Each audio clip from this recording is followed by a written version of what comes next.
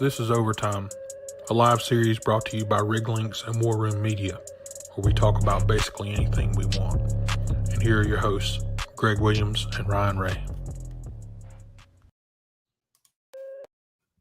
Thought you was going to hit the music one more time. I was going to do it one more time, man. I was going to do it more time. DJ Greg in the house on the ones and twos. In the house. Yeah. What, man? What's that? Friday. It is Friday, man. Friday. It is Friday. Did you tell the sponsor that we double charge to work on Fridays? They know that the fee's double. No, I didn't tell. I did not tell the sponsors that at all. They might not be happy with you. I try to keep those half twos to myself. So. Oh man, it's good to be back again. Absolutely. Twice in 1 week. Yeah, that's unheard of, isn't it? That is unheard of. That is definitely unheard of, especially for us. Yeah, got someone in Morocco hopping in. Look at this. The people are flocking in like a flock of seagulls, huh? Flocking in like a flock of seagulls. That makes sense. Flocking in like a flock of seagulls. Flocking in like seagulls. There we go. So that's not our rundown. Here's our rundown. So yeah, we'll talk a little bit about our oil prices, and then we'll jump straight into Exxon Mobil and Engine No. 1. But I got a little train music if you want it. A little. Go for it. Little train music right there for you. Ray, talk about one. I like that. It was good. You come in with the save there, Ryan. I'm ready, man. Born ready. Always. Always. It's Friday. It's a beautiful day up here in North Texas. Ben Samuels isn't around. Is he? He's not. He's not. It's just a great day.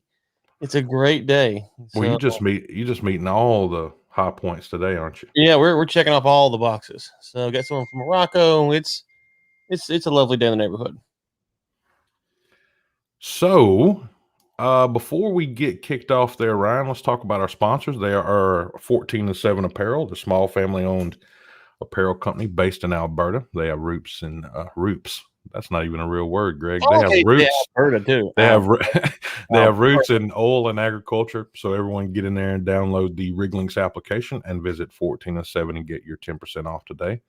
Once you download the app, then you can visit www.14and7apparel.ca and use the discount code that is sent by email with your email verification once you register with us. And just for anyone that's interested and all of the members and users out there, we will be rolling out our video calling and new chat features, which is it's basically going to be everything that you use with WhatsApp and Facebook Messenger and everything else now. So it's called fully up to speed.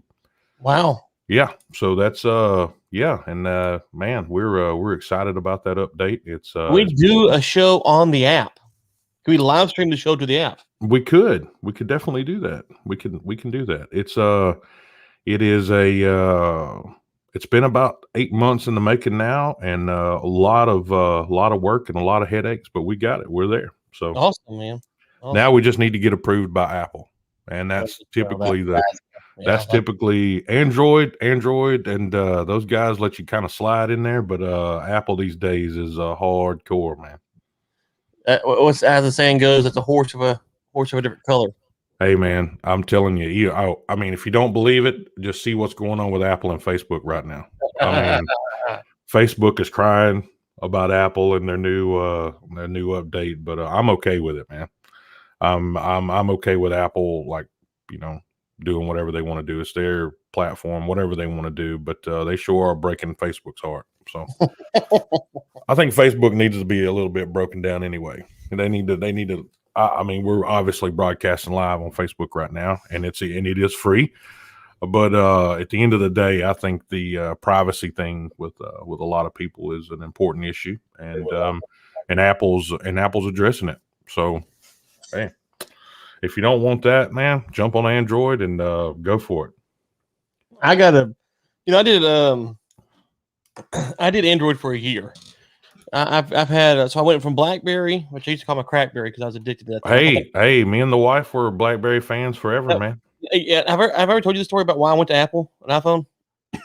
No. So we were sitting there, and I had a BlackBerry. My wife had gotten like the iPhone, first one, second one, I don't know, really early on. And I was like, "That's the stupidest phone ever." Oh gosh, here we go. Oh, it started. Anyways, and Ben's then creeped up into the DMs. And I was Well, Ben would be our only fan. So only fan. But anyways, so we're sitting at the doctor's office, and my wife has her iPhone out. I'm like, let me see the thing. She's pregnant with her first child, and I pull it out, and there's a game called Paper Toss where you could just take the paper and flick it into the basket, and they'd have a fan, all that stuff. That game alone, when I picked it up and I could play Paper Toss, I was like, oh, this is different. Like, this is not, because I had touchscreen phone before. They all sucked. The BlackBerry was the GOAT. And then I flicked that little Paper Toss, and I realized it was over. In the new world. And so I had an Android. I had two phones for a short period of time. I didn't really use my Android, but then I went straight Android, Samsung Galaxy S6 for like a year, and I couldn't do it. It's just I'm an iPhone guy for now. Well, the game on Blackberries was Brick Breaker. So Brick Breaker, I forgot. We were on it. You could entertain yourself for hours with Brick Breaker. Oh, a little ball, just roll the little ball around. That was it. I miss those days. Easy days. So, Ryan, on the oil prices, that is, what's that, 68.52 on the WTI. No, 65.24 on the WTI and 68.52 on the Brent. So, IEA reported on Wednesday that the excess oil inventory was all but gone. So maybe that's the glut over. But once this report came out, the price jumped up a bit. But the Colonial Pipeline looks like it's back under control. I was reading earlier that none of the vital control systems were taken over, Ryan. When they say vital, I mean, I think the whole thing was shut down completely. Like, I mean, how vital were they talking about here? I mean, I think you and Ben need to like bring that up on Don't Let the Facts, because I think they're full of crap. Well, when you say vital, when it shuts down completely, that's pretty vital. That seems vital, right? I mean, I don't know if you heard it or not on the Texas Guest podcast on Monday. Josh offered to consult with the hackers for a rent. He was one on Talk to the Dark Side, was he? He was willing. He said, I distanced myself from that pretty quickly. But yeah, he was pretty interested. So you're going to support the dark side on Texas Oil and Gas podcast, or? Well, I mean, we're capitalists. Let's be honest here. I mean, I would, if they can pay me enough. But I wasn't prepared to take a stance. But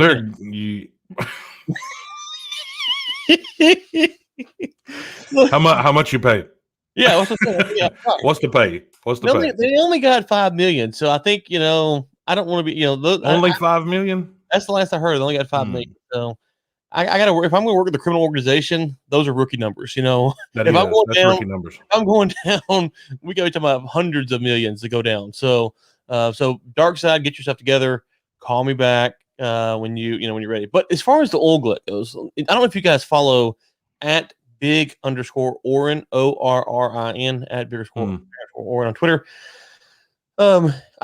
He is an anonymous account, but I do know him personally, or talk to him offline personally, and he is a reputable source for what that's worth. And so here's what he says: OECD has 3 billion barrels of crude product commercial inventories and net imports 15 million barrels per day. That is 200 days of commercial crude on a total system failure. OPEC says inventory drawing at 600,000 barrels per day in Q1. And in Q1, OECD has 12 years of cover at that rate. The market is not tight. Inventories are massive. And so his take is that the inventory situation is not what people were making it out to be. And so it got a little flack here. Let's see here. Someone come back and said they asked about the 5-year average. They said, well, if you look at the 5-year average, is it in range? And he says the 5-year average is a rubbish metric. what does it actually tell you about the level of inventories? Does it tell you if the inventories were large before that time? What about the difference between 2010 to that 14 period that OPEC wanted before COVID? It's 250 million barrels lower than 2015 to 2019. Anyway, so his point is that he is of the belief that despite the prices, the inventory is still high. So quite the different than what's being published by all the organizations. That's big ORR, 2 R's, big ORRIN, Big Warren on Twitter. It's always good to have opposing conversations about things. So, but you have that. Let's just say it's right. It doesn't matter. The price is still high. It right? is. It's still high. So it doesn't matter. And that's the thing about the market in general that we're seeing right now is that the market's overflated in the U.S. There's prices that are all kind of wonky. Can it run out long enough where everything catches up? And so potentially, Orrin could be right that there is overinflate. The prices are too high, and that the inventory is too high. And I don't know what he said about price. I haven't seen his actual quote on price, but that the inventories are higher than people are making them out to be, which would lead you to think the prices are too high.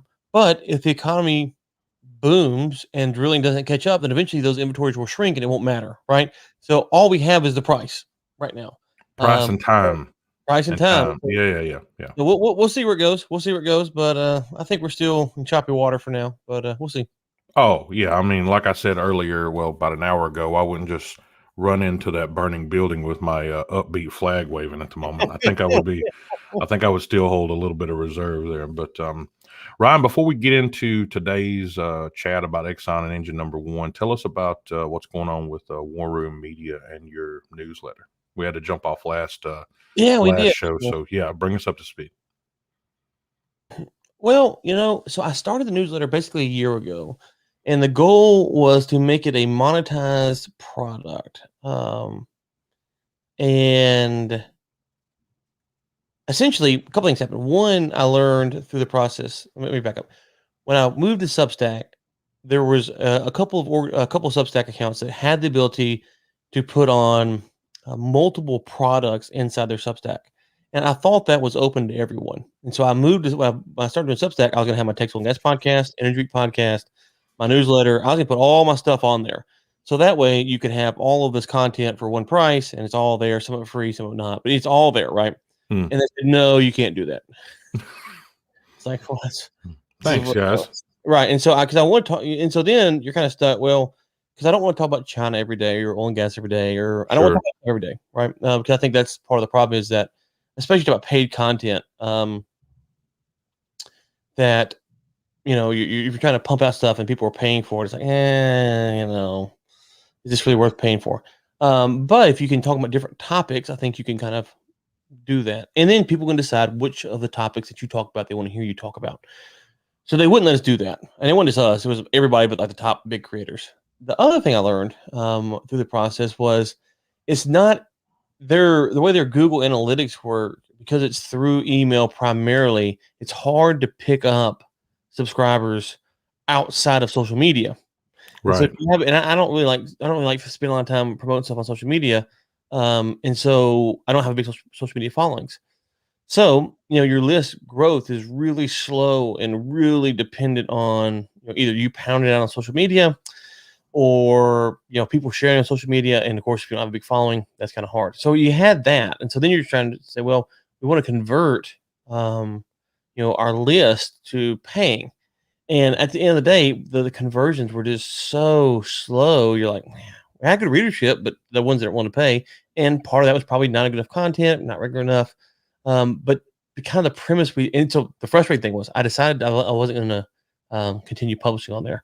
And I told someone, or a couple people, let them know, privately, because we're working on some stuff. Substack sent a thing out, said, hey, we opened up the platform. You can put all your stuff on there now. And I was like, you got to be kidding me. So now you can put all your stuff on there after I'd sent out the same day I sent that announcement out. But that doesn't surprise me.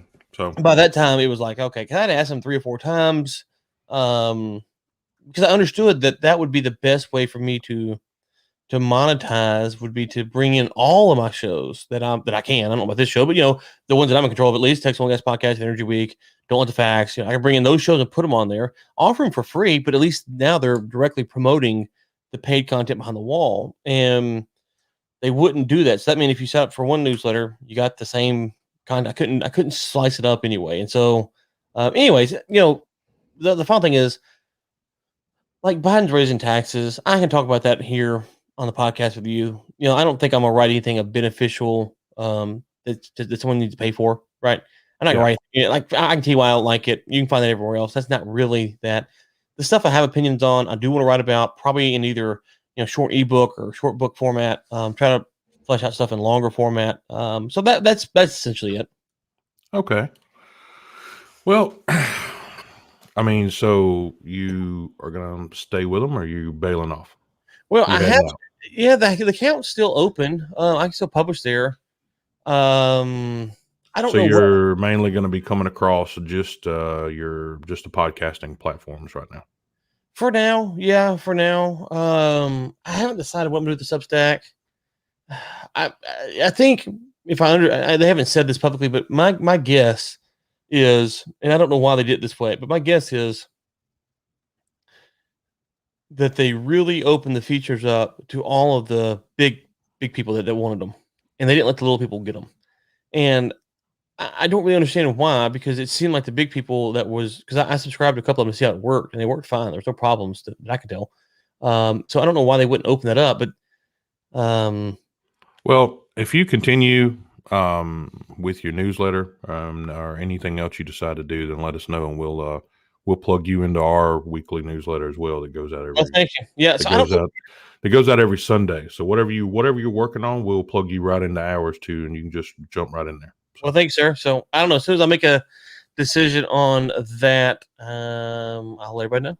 Absolutely, man. Can't wait. I like your stuff. I like your newsletters. I think, like I said before, I like the opinion base where you come from, because you seem to be you're neutral, and then the way things work with things in the world is typically people don't like to agree or even speak to the guys that are neutral or the ladies that are neutral, because they feel like they should be battling for one side or the other. It's not always that way. So I like it. Well, thanks, sir. I appreciate it.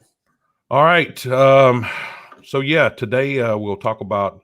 I sent Ryan over a little piece there. I guess it was a couple months back before all this craziness started here over the last month and a half, 2 months or so, with being in and out every week and doing a lot of traveling. But it's about Exxon and Engine No. 1.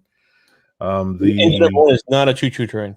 No, it's not a choo-choo train. But the Ryan, the latest group of investors to come on to back Engine No. 1 is the British Insure Legal and General Group PLC.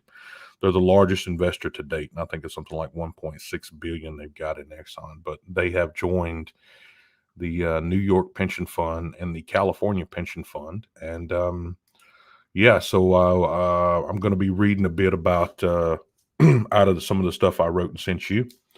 This is really good stuff. So are you gonna publish this? I'm gonna do. I'm gonna cut some stuff out of. We'll talk about a bit out of it today, and I might put it out. But I don't know yet. I don't know. I'll see what we receive back from here. See if anybody's still on Amazon or nothing else. Do what? Put it out as a free ebook on Amazon. Yeah. It's I mean, there's a lot of good stuff in there, and we'll talk. We're gonna talk quite a bit in there about Mauritania and some of the other stuff in there, and try to put a face to what's actually happening here in some of the other countries, and not just say us or the UK or Europe, for example, where we're all kind of we're really set up structure wise, and they need to be looking at some normal people need to understand what's happening in the other parts of the world. So that was one reason why I kind of felt compelled to do this today. So yeah, I'll do a little bit of storytelling. So just for, of course, any of the followers, readers, listeners, both kind of know what Ryan and I, do and how we got to where we are right now. But I mean, I'm 26 years in. The last 10, 11 years, I've been working international. And one of those countries I worked in was Sierra Leone. So when I was working in Sierra Leone, my first trip in, I remember getting out of the plane on the tarmac in Lungie International. So if you see here at the map, that's Lungie's just north of Freetown. And if people remember Ebola when it came out, basically it broke out right here in Sierra Leone. So it came out about 2.5 to 3 months after I left Sierra Leone. But that's besides the point. I'm just talk about what we're, I'm just giving a little bit of fleshing out the story here before we get into Engine One and ExxonMobil, and trying to show people what it's like in countries that don't have stable power. But yeah, I got out of there and got on the tarmac there and looked at the airport, and I was like, man, this looks all right for a country that's if you look at the pictures of Sierra Leone back in the day when I was working there, it looked pretty rough, and I was like, this airport looks pretty good. Outside was okay, inside was okay. Most of my crew, we had carry on, so we just jumped out, went through customs, and it was pretty quick. We found ourselves outside here, waiting for transportation to the hotel. But kind of a newer model van rolled up and had our company name dash on a little placard on the dash and everything else. And we jumped in. The driver pulled out the airport, and man, some of the biggest potholes I'd ever seen in my life. I thought we're in Louisiana. Had nothing on Sierra Leone and this place in Lungie. So some huge holes in the ground. But we got around there, and the airport seemed like the busiest spot in Sierra Leone during the daylight hours. But we pulled out of there, got on the dirt road, and headed out. But the potholes, as I said, they were so large that when it rained, people had to be careful, as like it could submerge a whole normal sized taxi, bro. It was just like it would if you went in there, it would be just like the very top of the car showing. So it was a Grand Canyon sized potholes, right? Wow. So we pulled into this Lungie Airport hotel. Outside it was like white stucco, kind of resembled a hotel from kind of like the 70s and 80s. It hadn't been remodeled. I think it had been there since the 60s, but the design on the outside kind of looked like something from the 80s that we would see here commonly in the U.S. But everything was dusty on the outside and needed a good sweep. But we got our gear unloaded and we headed inside. So here's kind of just an overview of or a picture of Freetown there, and this is an aerial photo of our hotel we were staying in at the time. Not a great photo, but the only one I could find.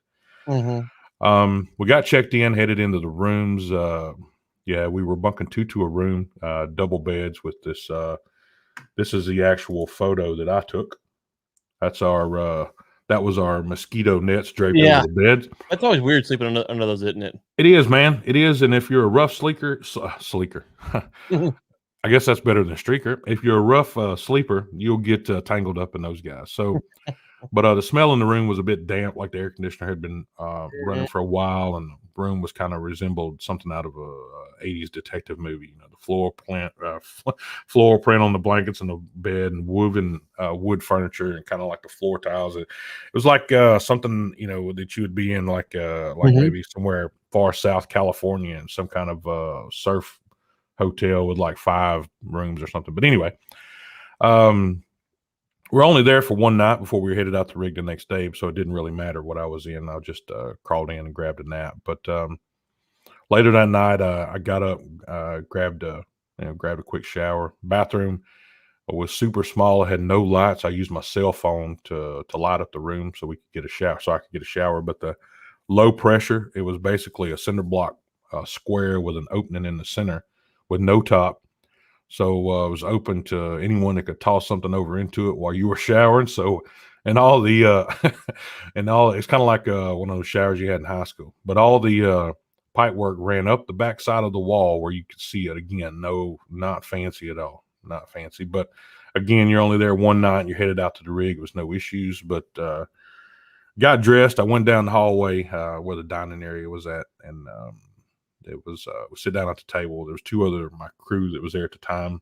Kind of looked through the menu. The menu was nothing extravagant at all. It was dishes with rice and some with chicken and beef, but there was no pastas, no salads. And they give you a basket of bread, fresh bread. Actually, it was made earlier that day, so it was fresh bread from that day. But as all the crew, as we always do, we sat down and had a chat about the trip and the hotel, and some of the guys had some rather colorful comments about their entire experience. And obviously, I'm not going to talk about some of those comments here, but we were there to work, and I reminded them it was temporary, and we'd only be around for a short period, and we'd be on our way. But while we were going about our dinner, the power went out, and when the power goes out in your home back here in the States, that's one thing. But when the power goes out in a hotel in a country that you never have been in before, and the reservations about your surroundings, things weren't real peachy. You could hear people scuttling about in the darkness, and like in 5 minutes or so, you could hear a generator start up outside. Within a few seconds, the lights were back on. We didn't think anything about it, right? After dinner, we stepped over to the bar to grab a drink. In these countries, West Africa, typically all you got's Heineken and Chivas. So, and neither one of them are chilled. So, this was particular hotel didn't have any ice. We were warned not to drink the water at the time. So ice was out of the question. So hot Heineken, hot Chivas. So take your choice. Hot Chivas it was. So, few glasses of Chivas. I stepped outside. At the time, I was still smoking, and I'm a reformed smoker now, so done deal. But I stepped out back to have a cigarette, and kind of out back of the hotel and bar area. It was kind of full of trees, and not much grass on the ground. It looked like it may have stayed too damp for any grass to grow.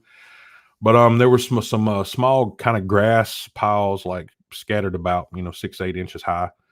While we're standing there chatting, I saw something move in one of these little tufts of grass, little piles of grass there. So I watched like super spot on as hard as I could after a few glasses of Chivas, but of what was happening in this little pile of grass. So, and then one of these little fellas here stepped out.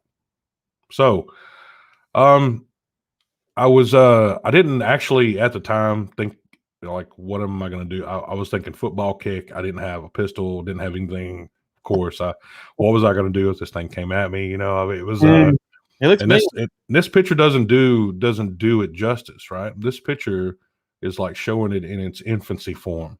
But these things, when they raise their head up out of that grass, they're full on. I mean, they're like, they're larger than a small Chihuahua.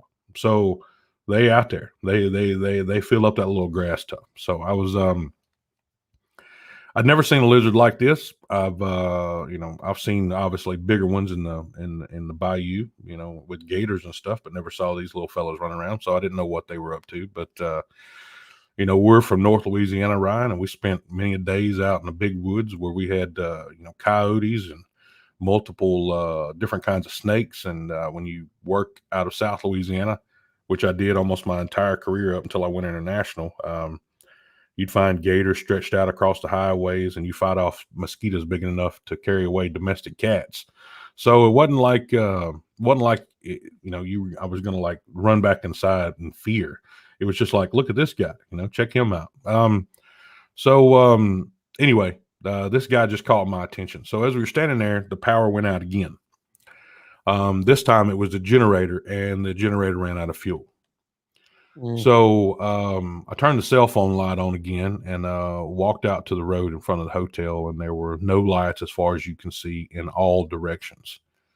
Anywhere. There was no lights at all. There were some small oil lamps burning in some of they have these little small, I guess, roadside kind of little, it'd be hard pitch to call them a shed, but they'd have like these little covered areas, and they had some oil lamps in there burning. But so I was like, okay, so yeah, I decided it's time to head back to the room. So no place for me for lizards and no lights. I said I could close the door and at least know what was going on inside the room. So anyway, we woke up early the next morning. I want to elaborate on how the event went with the mosquito nets and everything over the bed, but it was rough. But when you get wrapped up into one of those, it feels like you're in a fishing net, and you're like almost drowning in the water. Anyway, got dressed and headed out to the dining area again for some breakfast before we got all checked out and headed to the heliport to go to the rig. But menu was kind of like normal, typical stuff. Bregs, it had fresh bread from that morning, eggs to order, and fruit, all pretty standard. But while waiting on my eggs, the sun was starting to shine in through the back windows, and a small shadow came through the door. My first thought that it was the lizards coming in from the outside, but it wasn't. It was just a friendly rooster coming in. He was just coming in to check on how everything was going on. He's going to eat lizards. That's exactly right, man. Exactly. So during this period, there was no power at all, which wasn't a surprise, and the kind of a abundance of random animals coming and going out of the different living spaces was different. But we finished up and headed upstairs where our client's briefing room was, and by this time they'd got the generator started up. So we watched we could watch the country and the helicopter briefings before we loaded up. We finished up and grabbed our bags and headed out to the van. So as we pulled out of the driveway, I remember seeing some people walking along the side of the road. In this group of people, Ryan, there was a person walking on his hands, and what resembled feet was kind of like above his head. So you could tell that, there were some legs there, but they were in no shape to be walking on. So they adapted to getting around by walking on his hands. So it was overall a humbling experience to see it. There's much more, but that will kind of like bring me to a close to that Sierra Leone story right now. But the reason I'm telling the story is it's kind of to highlight what it's like for people in countries that are not so fortunate as we are here in the U.S. or any other Western country for that matter. We have disabled people, and we have our homeless people, but we have one thing that most of these countries don't have, and that's stable and reliable power.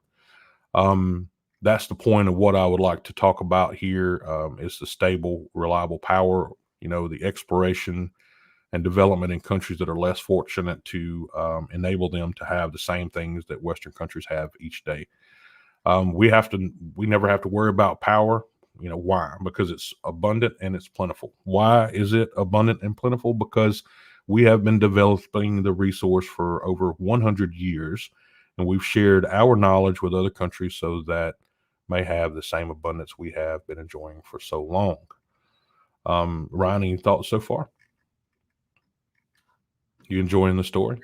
Yeah, I mean, I think a couple things. One, you talk about my grandfather was the city engineer of the town I used to live in back in Louisiana, and when he took over, or after he'd been in charge for, I don't know, whatever. I remember him talking about, one of the things that they were doing to rid crime in the city was to light it up at night. They wanted to light it up at night. Now, obviously, folks like myself who like to live in the country, we don't like it lit up at night so we can see the stars. But the point is where he lived, where that city was, and where it needed to be was the crime was predominantly happening at night in parts of the city that didn't have lights. And so they wanted to light it up to help prevent crime, to deter criminals. And as we know, most crime happens at night, right? Right. Well, so I think when you talk about access to power, you said it's reliable and it's there and it's cheap. It's cheap. That's right. And so when you talk about cheap, reliable power, then you can stay on. Not only do you have tourists that want to come, or people will come work, but also you can work on things like crime prevention, things that or you can have babies that wouldn't normally live because they need to go into an incubator. And so Right.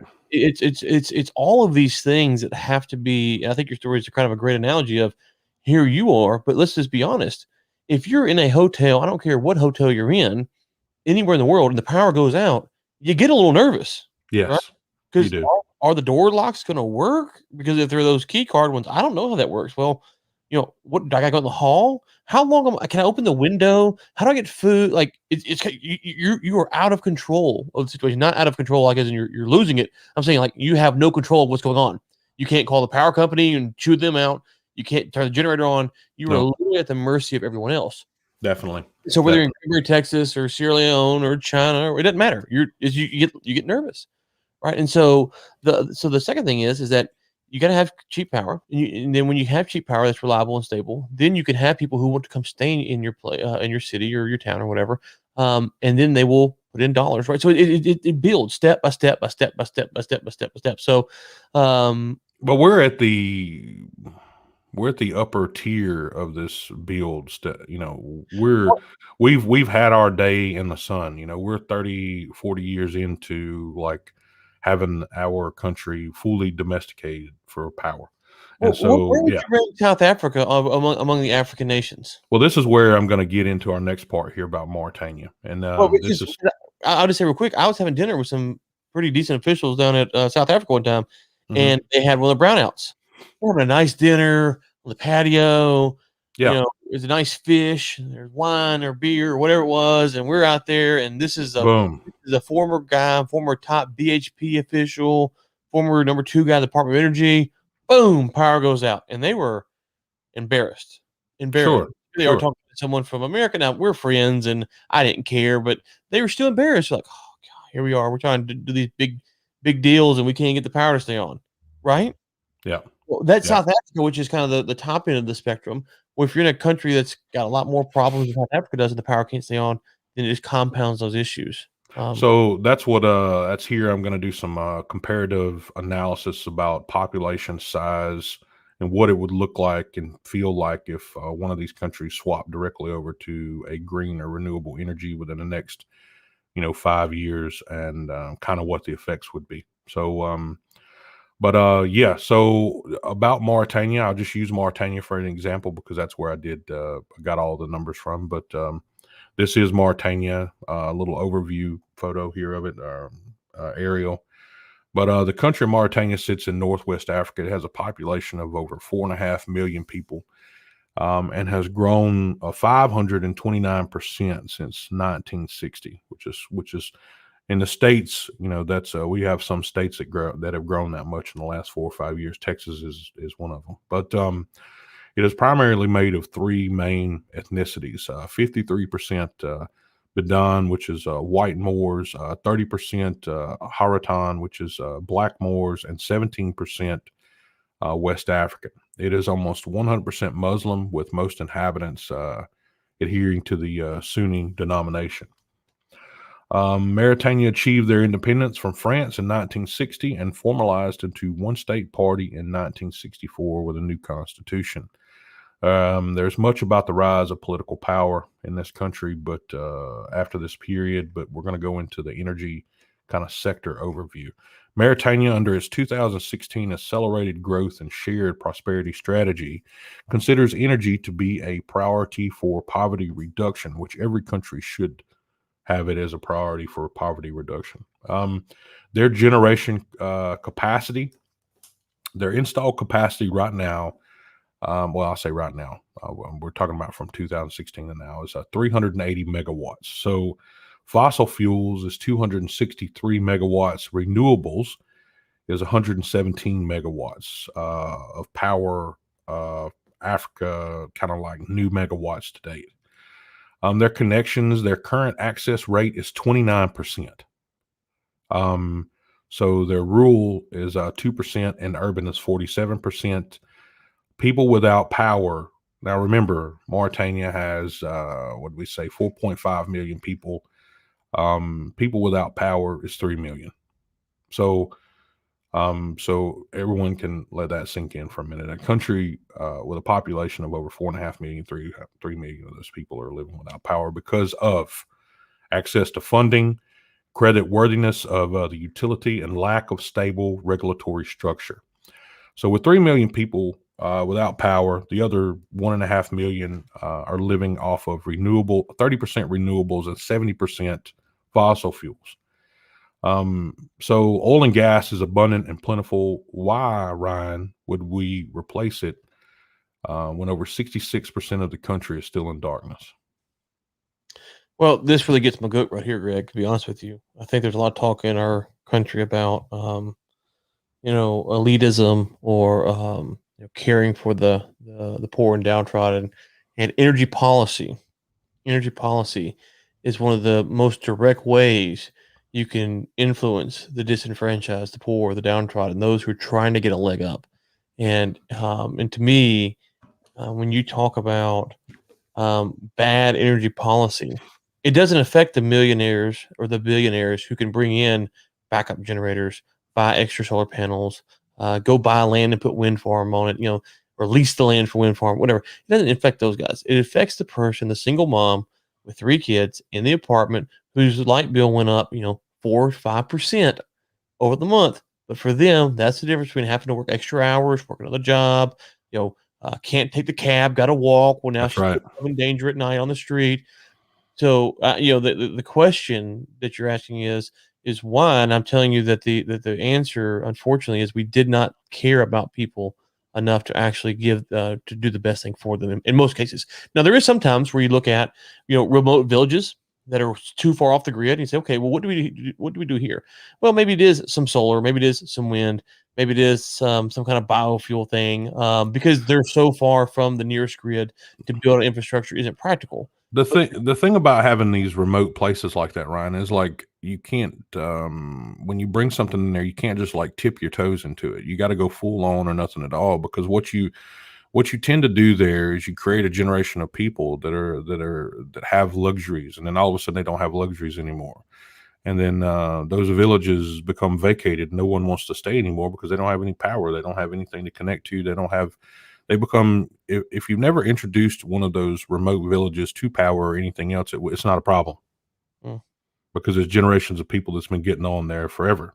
But when you introduce power and modern things to these villages, it changes the entire structure of how they govern themselves, how they get on each day, so it's completely different. So you can't just like go toss a generator and say, hey, check this out, and then walk away. Now you have to come in there and go full on with it. There's no stopping. You have to go with it. Well, right. So let's make sure we're on the same page here. I think I told the story before. I was in Zambia, and they were talking. They had a picture of a woman. I'm gonna say 30s. I don't know how old she was, with a bundle of what's the 18 to 24-inch sticks on her head or shoulder, and she's walking. And the question they asked was, how do we get this woman to working a job online? And I thought, well, probably not, right? You're probably not because I have anything wrong with a woman, because you got to have power. Why would she want to work online? I mean, is she not happy? I mean, I kind of understood where they're going on some level, which is she doesn't have access to the internet. We need to get her power. We need to get her internet, and then then get her job online. And so, what to your point is, you don't want to give people enough that is going to fail and they leave, because then you've kind of left the village probably in a worse spot than it was before. So exactly. I don't disagree with that, but also you have to give people enough where the incentive to build upon where they're at and to move on to the next level is there too. And so it feels like we kind of take a solution that says, well, either A, there's this really far remote village, and so we're going to build all this infrastructure to get out there. And it turns out that once people have access, and I'm making this up, but when people have access to internet and electricity, that they realize, oh, I'd rather live closer to the city. And so now you've built out a bunch of infrastructure that didn't need to be built out. Or you don't build enough, and then you have your problem. I'm saying that we should take energy policy on a step-by-step basis. And so there's no big city of 100 million people or 50 million people or 20 million people or 10 million people or 1 million people where we're starting from scratch. The spots that we're starting from scratch are remote villages. That's right. And in those places, I understand you could say you want to take it slow. In these areas, like you're talking about here, they have power. It's just not good. It's not reliable, and it's not cheap. That's and so right. What you're saying, what we're pointing at is don't change the policy so drastically to make it worse. That's right. Worse. We had to make it better, and that's what we get into here. We'll talk about how they've gone into the Paris Agreement and kind of where that puts them at as a country and everything else. But the main thing there was, what about the billions of dollars that we spent on education, infrastructure, management of the current resources? I mean, we're just gonna throw all out the window and act like none of it matters now. We're just gonna and this is all just a background setting for the conversation about Exxon and Engine No. So, but again, Mauritania signed into the Paris Agreement on April the 22nd, 2016. So, in one hand, you have the Paris Agreement dictating a reduction in global warming, and in the other hand, a country like Mauritania, which has over 66% of their population living in darkness, unlike the United States, which has an abundance of resources, stable power, education, and a system in place to manage the change going into the future. So why would a country like Mauritania sign into the Paris Agreement, right? Top down pressure. Well, because the Paris Agreement supposed to provide a framework for financial, technical, and a capacity to build support to those countries who need it. That's Now, this is that pressure. you're right. So if you don't do this, you're not going to get what you need. that's right. The Paris Agreement reaffirms that developed countries should now this is coming directly from the Accord, so I'm not making any of this crap up on my own. So just FYI for anybody that's listening. The Paris Agreement reaffirms that developed countries should take the lead. Developed countries should take the lead in providing financial assistance to countries that are less endowed and more vulnerable, while for the first time also encouraging voluntary contributions by other parties. Developed countries should take the lead in providing financial assistance. So let me I'm going to continue to emphasize that point because in 2019, Cosmos Energy discovered one of the largest reservoirs in Mauritania, holding an equivalent of 8.9 billion barrels of oil. There are 1.5 million people in Mauritania on the grid right now. So if it and Harper Audio. Sorry. No, that's all right. So that's 1.5 million people on the grid in Mauritania. If it takes the average person 1 year to consume 22 barrels, which that's what we say the average person consumes a year in a domesticated area. That's what we do. That's 22 barrels a year. So that's everything we do basically consumes 22 barrels. That means they could possibly consume a total of 33 million barrels per year. It would take close to 270 years for that 1.5 million people, which we know that more people will be coming on the grid. This is just an average. But it would take close to 270 years for them to consume the entire amount of what Cosmos found in that one reservoir. 270 years. Wow. While the developed countries are still deciding what to do with their own issues, like us and Europe and some of the other places in the world, 66% of Mauritania's population is shivering in the darkness right now. While they have the abundance of one oil and gas find to power them for the next 270 years. Now, what about the CO2? So I'm going to go ahead and kind of put the CO2 in perspective now, because it'll come up. Somebody will ask the question, well, what about, all of that for greenhouse gas? Anyway, here we go. The average CO2 that is created from one barrel of gas is 429.61 kg. So if Mauritania burned off all 8.9 billion barrels of that Cosmos find over the next 270 years, that would create 3.8 billion metric tons of CO2. So in 1 year, do you know how much the United States produces? 33.1 billion metric tons. So the next 270 years, Mauritania can't even get a drop in the bucket compared to what the United States does. And 66% of their population doesn't even have power. So who is currently developing resources in countries like Mauritania and some of these other countries that are not developed? It's the international oil companies, or the IOCs. These are companies like Sinopec, CNPC, PetroChina, Shell, Saudi Aramco, BP, ExxonMobil, Total, Chevron, Rosneft. All of those companies are investing in the infrastructures of underdeveloped countries. Now, I mean, granted, there's profits made there as well, but again, they're also bringing a very substantial resource to these countries.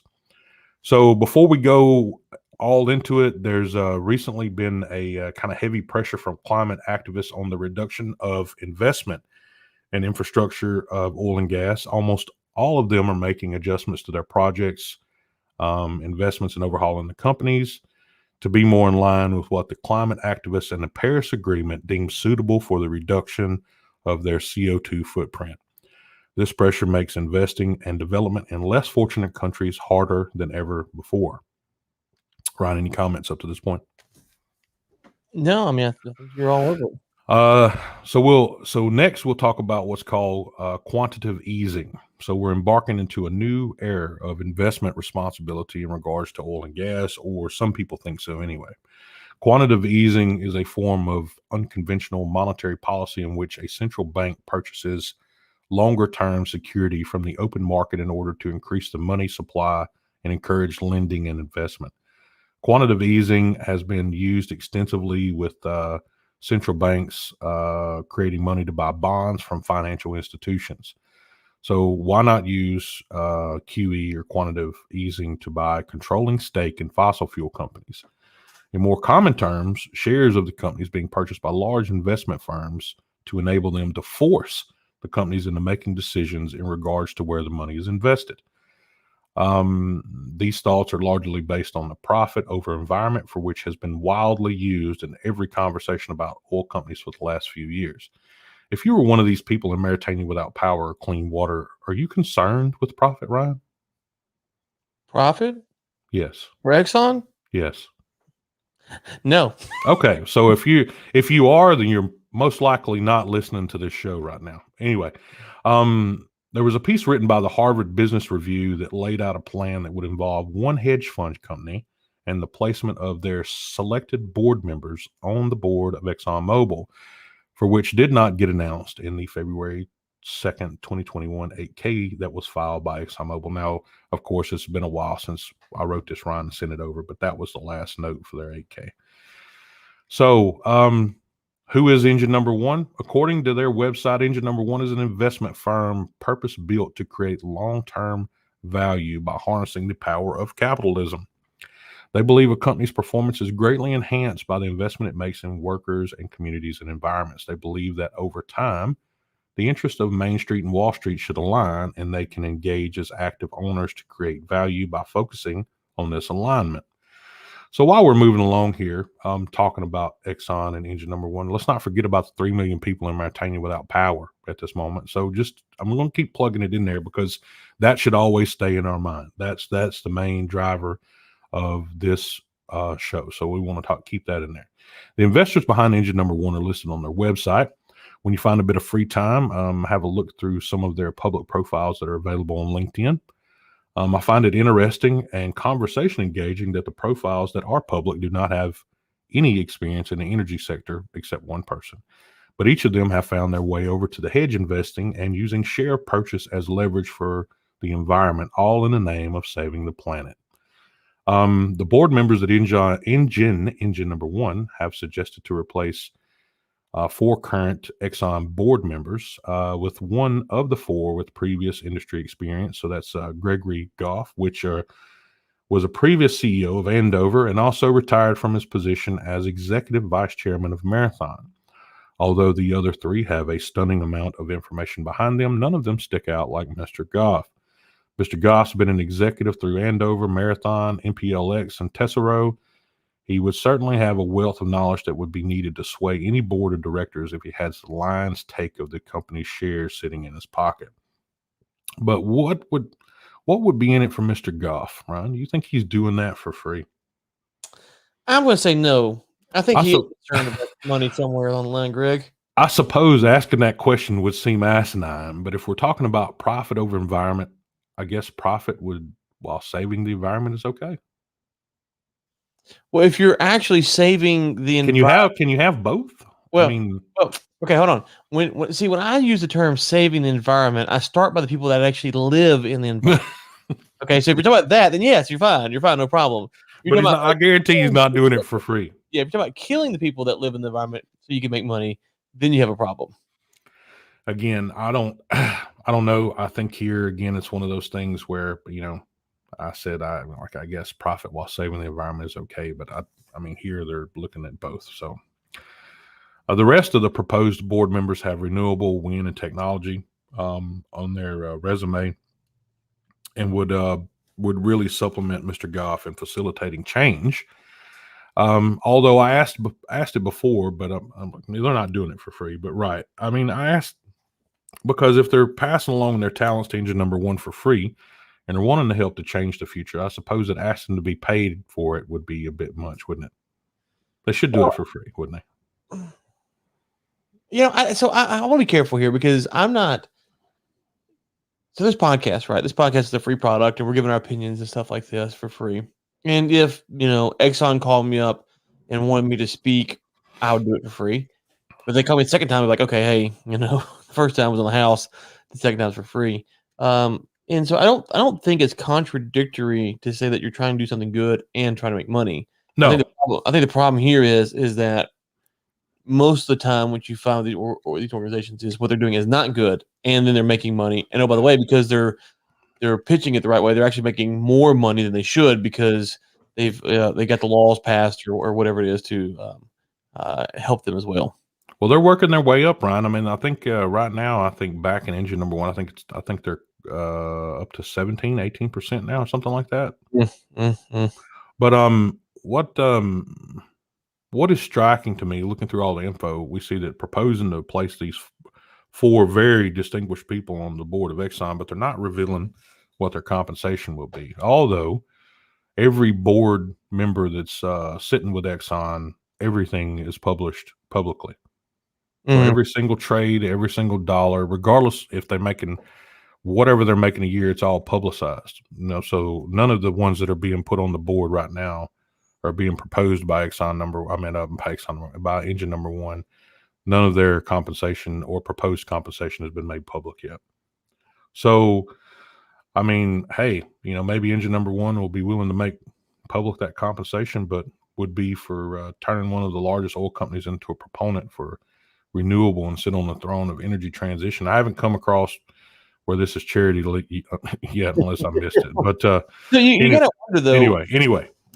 Well, I mean, you gotta wonder what is the alternative here, because obviously there's better ways to invest your money, right, than trying to buy up Exxon.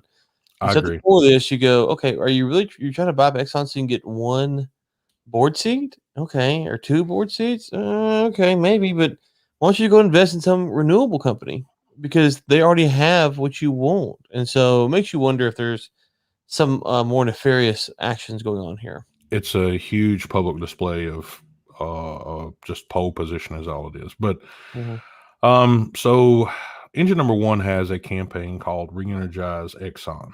So engine number one makes the case for Exxon's failures on their website. You can check out their website at https / re-energize exom.com. But they do not list Exxon's successes there, only their failures.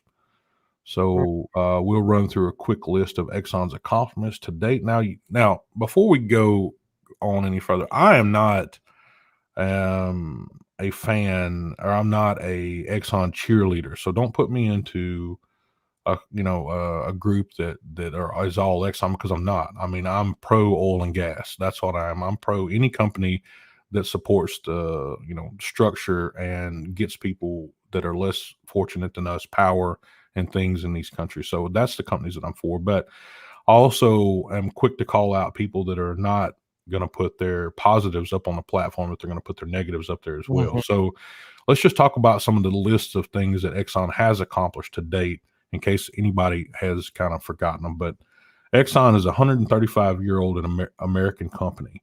The Wright brothers used mobile oil lubricants in their first flight at Kitty Hawk. So, I mean, let's not forget just basic stuff here. They are leaders in producing rubber, alcohol, isopropylene alcohol, and the first petrochemicals, basically. Amelia Earhart and Charles Lindbergh both used mobile lubricants in their flights. First commercial cracking unit to boost gasoline yields and octane rates. So everybody's driving around in vehicles that are basically being fueled by technology that Exxon started, Mobil started. Production of the first artificial rubber butyl, which is still used in tires today. Surgical tape, protective coatings, and much more. First commercial production of alkylate, which was used to make 100 octane aviation gasoline. So that is still being used, 100 octane gasoline. So introduction of multi-grade oil that can be used in winter and summer. They established the ESSO Foundation that gives financial aid to private colleges and universities. Mobile aviation fuel used in the first Pan American Airways flight, transatlantic Boeing 707. Developed the scan finding process, which removes more than 95% of the sulfur from gasoline, which obviously makes it safer to use. They initiated the GECP at Stanford University to identify energy demand, which, demand with dramatically lower greenhouse gas emissions. So it's not like they haven't been doing anything. They opened the greenhouse gas facility with synthetic genomics to enable the next level of research and testing of algae biofuels. Led the development and delivery of a rapid deployable response system that would eventually be the standard for well control in the Gulf of Mexico. So that would be concerning the Deepwater Horizon and the capping stack. So ExxonMobil was in there leading that. In conjunction with Georgia Tech, developed a reverse osmosis technology that could significantly reduce greenhouse gas emissions associated with plastic manufacturing. Maximize the production of isopropylene alcohol using hand sanitizers and polypropylene, which was used in protective masks, gowns, wipes, and all this stuff for the COVID-19 efforts. So I'm sure everyone reading or listening to this has never used any of those products that was in that list right there. So technology or fuel that's listed, or any of the bullet points. So with the list of failures that's been identified, and the guys that are actually putting the list of failures on the website, not sure if they actually looked at the list of stuff they have done, but you also you have to take into account the many years of science, technology, engineering, and the commitment that Exxon and its predecessor companies have given to the human race, man. It's amazing at the list of stuff that they have done. And it's not, again, I'm not pro Exxon here. I'm pro oil and gas. That's it. Agreed, man. Absolutely. But just coming to the end here, we covered a lot. I'll maybe try to get this out into some kind of like free, maybe even drop it in a newsletter, give it as a Google Doc or something like that. But ladies and gentlemen, this is why we drill. This is why we explore. And this is why we can never be dependent on a resource that is not fed, powered, generated, or built by the very act of drilling or exploring. If we stop doing this, then the countries that have been teaching and enabling over the last 50 years to have the same will be forced into a learning curve for which they have never overcome the last learning curve, setting them back in time, basically resetting the clock 50 years. Without the abundance of oil and gas, these countries will become reliant on foreign imports and will never live up to their full potential ever. This, of course, leads into plants to, for clean water generation, power generation, roadways, millions of jobs, and basically everything that you look at is oil and gas. Regardless what narrative you want to place on it, the truth is had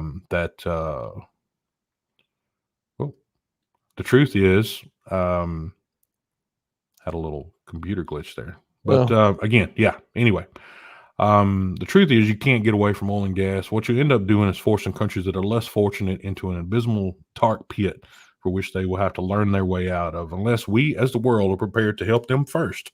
That means you put the U.S. renewable, you put the European renewables, you put every other country renewables and green energy behind us. We need to go and help those guys first.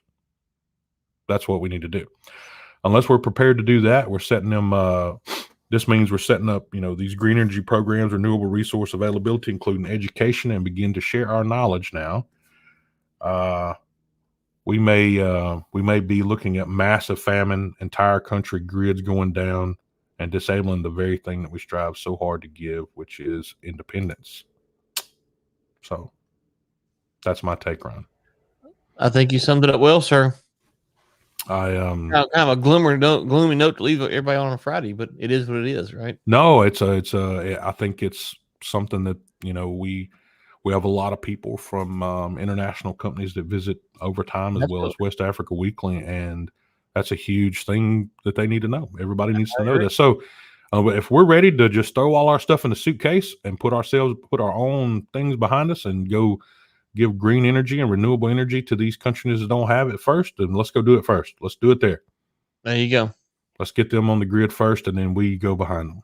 So, all right. Well, we'll be back, buddy. We hope better news. That's our longest one since our first show, man. That was 18, 19 shows ago, man. We're rocking, man. A little bit. We're rocking. So, so everyone, that was just a quick special episode. I know it was a little bit long, but again, for anyone out there that was curious about the ExxonMobil and engine number 1, there it is in a nutshell. So you got it. Ryan, you got any closing comments? I'll fire up a train for you. There you go. That's us. Everyone have a good weekend. We'll talk to you next week. Bye. You've been watching Overtime, a live series brought to you by Lynx and War Room Media. Your hosts have been Greg Williams and Ryan Ray. For sponsorship opportunities, send us an email at info@riglynx.com. Tune in next Thursday at 10 a.m. CST for another live episode.